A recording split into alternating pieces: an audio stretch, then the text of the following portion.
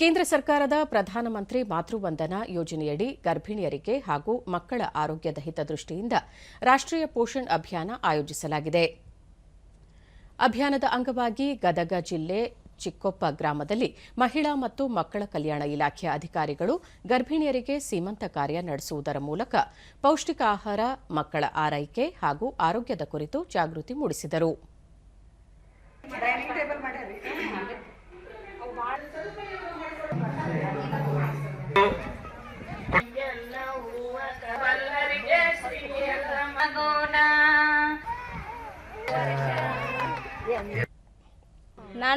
ದೂರದರ್ಶನದೊಂದಿಗೆ ಫಲಾನುಭವಿ ರತ್ನ ಮೇಗೂರ ಯೋಜನೆಯಿಂದ ಧನ ಸಹಾಯ ದೊರೆತಿದ್ದು ಮಗುವಿನ ಆರೈಕೆ, ಔಷಧಿ, ಹಣ್ಣು ಖರೀದಿಗೆ ನೆರವಾಯಿತು.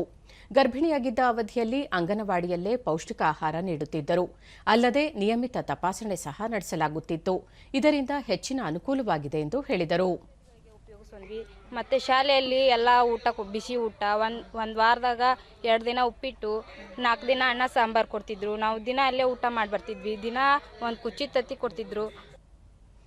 ಗರ್ಭಿಣಿ ವೇದಾ ಸಂಕಣ್ಣಗೌಡರ ಗರ್ಭಿಣಿಯರು ಯಾವ ರೀತಿ ಮುಂಜಾಗ್ರತೆ ವಹಿಸಬೇಕು, ಯಾವೆಲ್ಲ ಪೌಷ್ಟಿಕಾಂಶ ಭರಿತ ಆಹಾರ ಸೇವಿಸಬೇಕು ಎಂಬುದರ ಮಾಹಿತಿಯನ್ನು ನಿಯಮಿತವಾಗಿ ನೀಡಲಾಗುತ್ತಿದೆ.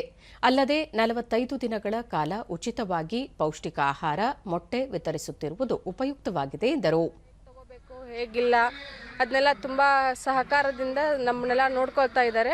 ತಾಯಿ ಆಗೋದ್ರಿಂದ ಆ ಮಾತೃತ್ವನ ಅನುಭವಿಸಬಹುದು ನಾವು. ಗದಗ ಜಿಲ್ಲಾ ಮಹಿಳಾ ಮತ್ತು ಮಕ್ಕಳ ಅಭಿವೃದ್ಧಿ ಇಲಾಖೆ ಉಪನಿರ್ದೇಶಕಿ ಪದ್ಮಾವತಿ, ಪೋಷಣ್ ಅಭಿಯಾನದ ಅಂಗವಾಗಿ ಗರ್ಭಿಣಿಯರಿಗೆ ಎಲ್ಲ ಅಗತ್ಯ ಮಾಹಿತಿ ನೀಡಲಾಗುತ್ತಿದೆ. 2025ರ ವೇಳೆಗೆ ಭಾರತವನ್ನು ಅಪೌಷ್ಟಿಕತೆಯಿಂದ ಮುಕ್ತವಾಗಿಸುವ ಉದ್ದೇಶ ಹೊಂದಲಾಗಿದೆ ಎಂದರು. ನಾವು ಪೋಷಣ್ ಮಾಸಾಚರಣೆ ಕಾರ್ಯಕ್ರಮವನ್ನು ಆಚರಣೆ ಮಾಡ್ತಾ ಇದ್ದೇವೆ. ಅದು ವೀಕ್ಲಿ ಒಂದೊಂದು ಕಾನ್ಸೆಪ್ಟ್ ಇಟ್ಕೊಂಡು ಆ ವೀಕ್ಲಿ ಕಾನ್ಸೆಪ್ಟ್ ಏನಿದೆ ಆ ಪ್ರಕಾರ ಜನಗಳಿಗೆ ಮಾಹಿತಿಯನ್ನು ಕೊಡುವಂಥದ್ದು, ಗರ್ಭಿಣಿ ಬಾಣಂತಿಯರಿಗೆ ಸೀಮಂತ ಕಾರ್ಯಕ್ರಮವನ್ನು ಮಾಡುವಂಥದ್ದು, ಮಕ್ಕಳಿಗೆ ಅನ್ನಪ್ರಾಶನ ಕಾರ್ಯಕ್ರಮವನ್ನು ಮಾಡುವಂಥದ್ದು.